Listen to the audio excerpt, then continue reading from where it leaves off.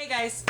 Okay, so today's video is a little different for me. I don't really do story times or anything like that because I don't like to bash companies or anything like that. I try to keep my opinions to myself as much as I can.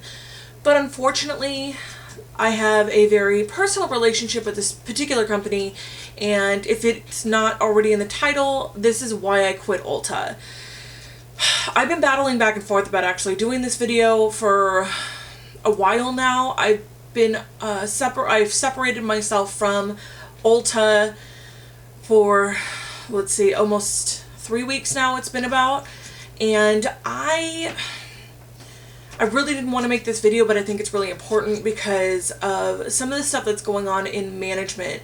I used to be a salon manager for Ulta. I do hair. I've been doing hair for a really long time. I chose to work there initially in the very beginning because they had benefits and they could build you up and you get promoted within and yada yada yada. I started there 5 years ago, and the company 5 years ago was amazing. They were customer service based. They wanted to build you up. They wanted to give you promotion, really focused on the customer. And I think that's really important because when you're in the service industry like I am and do hair and build relationships with your clients, it's really important to be customer service based. That's just kind of a given. But because it is a salon inside a retail store, a lot of the drama and a lot of the politics and operational stuff and all that garbage kind of falls into the salon. Not that the salon doesn't already have enough drama as it is, but the store stuff does kind of trickle down into the salon. The store that I started at was in California. I've been with the company for 5 years. I have been in 4 different stores, and I have never in my life, well actually, okay, there's 2 stores here in Arizona that I've worked in that are just not somewhere I'd ever want to put myself. Even my worst enemy, I would never want them to work for this company, and for the certain people that I've had to work for. Having said that, the California stores that I worked in were great. I never had an issue. I never have been written up. Ever, no matter what store I was in. I've never been written up. I was like your model, employee. I'd come in 15 to 20 minutes early. I would do all my cleaning as much as I could. I, would ask if there's anything else I needed from me. I would be out on the floor helping people if I wasn't busy, like just doing the random crap that I was supposed to do while I was at work. But the 2 stores here in Arizona that I've worked at are just not up to par at all. Let's start from the beginning. I started at this store in Arizona and I couldn't stand the salon manager and I just had to leave. So I had separated myself for about 6 months, took a sabbatical, and actually that's when I started my YouTube channel and I was working in an office and doing whatever I was doing. I actually ended up getting a phone call back from the recruiter asking me if I'd like to be a salon manager and if I was still living in Arizona up at the other store that needed some help. And it was a completely different store than the one that I had originally worked in. I said yes. I met the GM, loved her. I do still love her very much. And everything was going great. I had been there for about a year and then shit hit the fan. Our GM, we actually got I believe it was a new district manager who oversaw about 10 to 15 stores, and the GM at the time had been at the company and I think with the store on and off for like 16 years. So she had a really, really good background on what was going on, the scheduling and doing all of the operational stuff and making sure everybody was as effective as possible while not being a micromanager or somebody who's being a complete bitch. She is awesome. She was out on the floor. She was working hard with us. She was in the trenches with us. It was never like, you do this, I'm going to sit myself in the office and then, watch you guys on the cameras and make sure that you're doing your job. She was out on the floor all the time. So she had some family stuff happen. I don't want to talk about it because that is her personal business. It's not my place to say anything about what's going on in her life. But she ended up having to go on a leave of absence, and when that happened, everything changed. Everything. I mean, our district manager always has an edge. She wears her little Bluetooth. She walks around all high and mighty, and she tells people they're expendable, essentially. That you need to get over yourself, that, you know, if you're not here for the business, then don't be here, so you need to get over it. And essentially that's what she told my general manager, and that sent her over the edge, which in her case, if I was in her shoes, it would have sent me over the edge too, because this poor woman had gone through so much in such a short amount of time with family issues and death and things like that, that this district manager didn't have any kind of sympathy or any kind of humility or anything. No, you know, empathy or anything for my manager. So at that point, when I knew that she was going on a leave of absence and that she was going to be gone for 12 weeks, I stepped down from management, because there was like, I know what's going to happen. She's not going to come back, and I'm going to be having to deal with a new general manager. And I was like, I'm done. So I happened to be in Florida at the time, and this is back in February. And I sent a letter I sent an email to my other manager, who was like right underneath my general manager. She's called a co-manager. I sent her an email to the actual store saying that I am, you know, stepping down from the salon manager position, and I just want to go back to being a stylist because I didn't want to deal with it. It was just too much. I didn't want to deal with it. It's not worth my time. They don't pay me enough to deal with the shit that I had to deal with. So I stepped down. One of the other salon stylists wanted to take the position, which is great. We didn't have to worry about somebody random coming in and start like fucking around with shit, and, you know, ruffling feathers and changing schedules and stuff like that. So she took over. She had already been at the store for, I think, like 6 months. No, not even that long, probably like 3 months. And she decided that she wanted to be the salon manager. Cool, no biggie. I'm totally happy to help out. That's just who I am. If you need help, I will help you out. So anyways, this is all going on, and we are functioning perfectly fine with just our co-manager. And our co-manager had been at the store for at least 3 years, working under our GM for a long time. So our co should have gotten the store. When our GM decided that she wasn't coming back from her leave of absence, our co-manager should have gotten the store, period. She's right underneath the general manager. She knows everybody in the store. She knows everybody's schedule. She knew everything. She should have been given the store to run it, because that's what she had been doing for the last 12 weeks. But no, they bring in this woman from Lane Bryant or Walmart or something, and she goes, "Oh, I ain't stressed out. I got this." Okay, so you don't need help. Fine. I introduced myself. I tried to be as nice as possible. If she needed me to pull numbers or whatever, that's fine. Our new salon manager after me went ahead and, you know, had some trips planned in like Costa Rica, and I think she went to Europe and things like that. So she had some plans.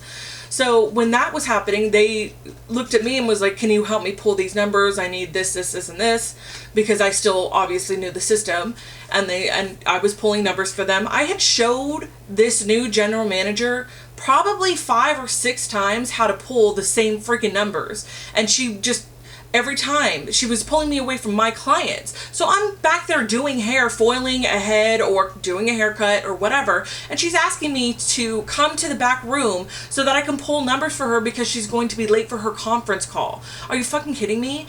I'm with a client. I'm in the middle of a service and you're trying to get me to pull numbers? No. I don't need that shit. I'm sorry. No. That is not good customer service. If you didn't have the numbers, you should have asked me in the morning and I would have pulled them before my clients came in. So, other than that, this is happening, and at the same time, she's sitting her ass back there with her new co-manager, which they actually moved my old co-manager to another store and brought in a brand new one. She doesn't know shit either. She has no idea what she's doing. So she's walking around thinking she's all high and mighty. Again, they've all worked together before. These are all my new GM's friends that she's bringing in upper management who fucking have no idea what the fuck they're doing. I need to calm down. So what's happening is now they are telling me what I need to do in my job. Are you fucking kidding me? I am bringing in more money and holding up the salon, and you all are asking me to do a salon manager's job. No, I'm not getting paid for that shit. I'm not doing it. Then she has the audacity to sit her ass back in the freaking break room or in the manager's office and look on the cameras and call us to the salon desk to tell us that we're not doing our jobs correctly. Get your ass up and come out and talk to me. Don't call me on the fucking phone. I don't get it. I do not get it. I don't understand where in your mind you think that's okay to freaking micromanage people over video camera. Come out here and help us. Come out here and talk to me if I'm doing something you don't like. No, not having it, not doing it, don't like it, no. So then, after all of this, our district manager decides that she wants to bring her ass in and talk to all of the new managers and our salon manager and tell her that she needs to change all of our schedules in the salon because we need to shake it up. Are you fucking kidding me? I have my clients on a schedule. If they need to be here on Wednesday night at 5 o'clock, I will be here Wednesday night at 5 o'clock. I have had the same schedule for a year, and I have a clientele that's based on that schedule for a year. I'm not going to change up my schedule and be like, sorry, I can't come in Wednesday. You got to come in on Tuesday or Monday or fucking Sunday morning because she thought it'd be great to shake things up. No. Not only is she trying to stir things up in the salon, she is now calling as people are leaving and as they're realizing what's happening, we have a lot of turnover. These girls keep leaving. They keep leaving because the upper management sucks. I have a new manager come in. She is, I'm going to say that she's rough around the edges. So I'm going to go ahead and just say that she is in her own little world, kind of doing her own thing. She's trying her best to be productive and do her job. But our district manager keeps getting complaints and complaints and complaints about her. So she decides to bring herself in with a GM from another store and berate this girl for 3 hours in the office. Just berate her. You suck at your job. I don't know why we're keeping you. All this stuff, right? So they're trying to get her to quit is essentially what they're doing. But at the same time, they are like totally just, you know, bashing this poor girl all by herself. And I'm thinking to myself, that's totally illegal. And it's a 5-minute conversation. You're still on probation because you are under your 90 days. All you have to do is say, I'm sorry, because it's a right to work state and that's how Arizona is. All you have to say is, I'm sorry, it's not working out, goodbye. No, they sit back there for 3 hours and berate this girl. So she, you know, eventually quits and does her own thing, and she becomes a makeup rep for a new cosmetic line that we happen to carry at Ulta. Her area is actually our Ulta, so she comes in as a rep, not as anybody else, but just to sell the product that's on the shelves. Our district manager has the audacity to call her boss to try to get her fired. Are you fucking kidding me? That's illegal. It's illegal. You cannot do that. And she did that with 2 other people as well. She has some self-righteous thing about making everybody miserable just like her. I don't understand it. I don't get it. I don't know what her deal is. And that's why I'm not going to say her name. I'm not going to do any of that. I'm going to keep it anonymous. But I can tell you right now, she has shady practices when it comes to dealing with upper management and dealing with her stores, because it's based on intimidation. It's not based on rising or bringing anybody up. She wants everybody to be afraid of her. She wants everybody to scramble when she walks in the door, and she wants them to treat her like a fucking princess. I don't understand it. Instead of rising your employees up and treating them well and not telling them that they're fucking expandable, maybe use a little bit of common sense and don't use fear. It just doesn't make any sense. By the end, I didn't give a shit. I was over it. I was doing my job. I kept my head down and I was done. Until I got back from Hawaii. When I got back from Hawaii, I had already been talking to some of the other girls, some of the other stylists about coming, you know, going to somewhere else and maybe starting and taking our clients somewhere else, because it just is not a happy work environment. It was hostile, it was ugly, and they were using the salon stylists to stock the shelves even though they didn't have anything on their books. So instead of making sure that they're getting as much money as possible with their clients, what they're doing is taking them and using them as retail employees, which is not okay. That is not in my contract. That's not why I was hired. I wasn't hired to stock fucking shelves with liters of shampoo. I'm not doing it. And I was not hired to do that. What I was hired to do was cut hair and I was hired to use my license to do hair and to make money. And you guys are taking half my money and you're making me stock shelves? Fuck you. Fuck you. No, not doing it. So by the end, I was like, I'm done. I'm going to find another job. I need to put out some feelers. Our salon manager is moving out of the state. She was going to Nevada because of some other family things that were going on. So I knew when she left, because she was the barrier between me and these GMs or these managers who couldn't do shit and asked everybody to do their job for them and sit in the back and eat a fucking whole pizza. All the time. They used to order pizza all the time, fucking sit back there and eat. And that's all they did. They didn't do anything. Yet they'll call you on the phone and let you know what you were doing wrong. Not okay by me. So I was looking for another job. Our salon manager was leaving and I needed to put out some feelers. So I found a really good job, and it was close to where I was at already, so my clients didn't have to travel too much. It really worked out for me. Great. So not only was it me that was leaving, the esthetician in the salon was leaving, as well as like 2 other stylists were like, peace out, I'm done. I'm over it. So we all left.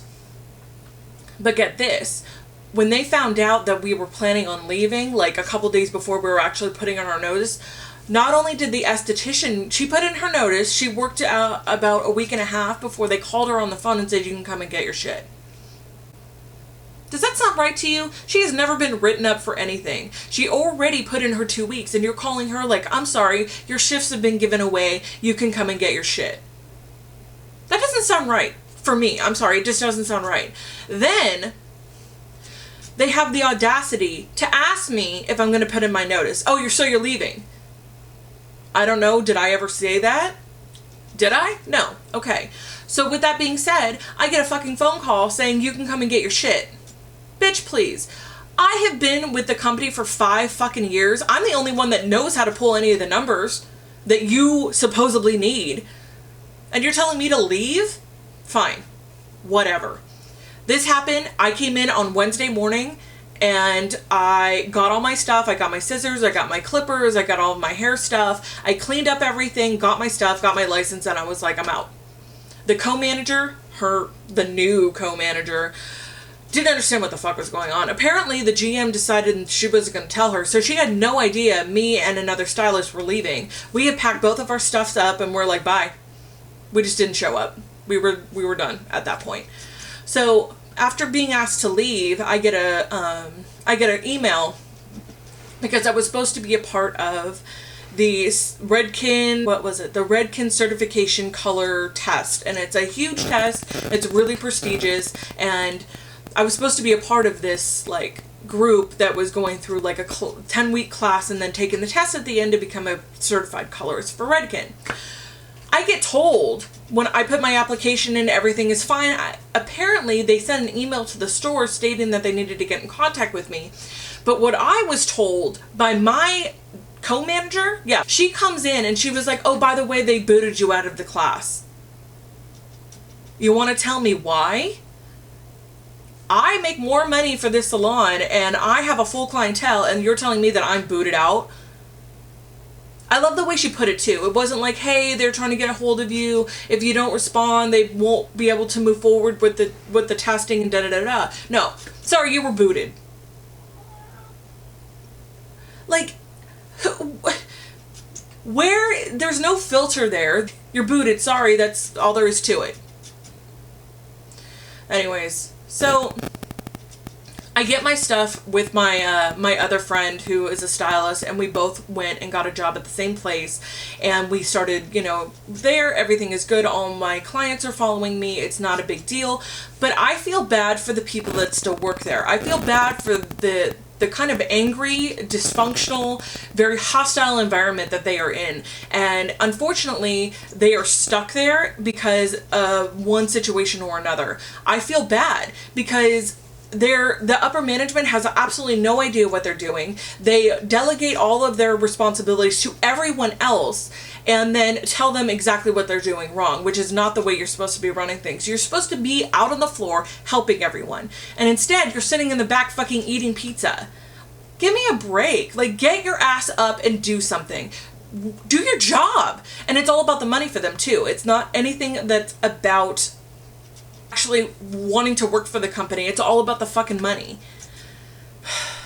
And our district manager is the one that has just totally destroyed any kind of, you know, happy environment, and it just freaking is trickling down to all of these, you know, people who are completely inept. They have no idea. They can't make a schedule correctly. They're putting cashiers on task, which is from 5 a.m. to 12 to restock shelves before we open, and they're just not making, you know, making good decisions, and then they're treating people like they're expendable. Oh, you're replaceable.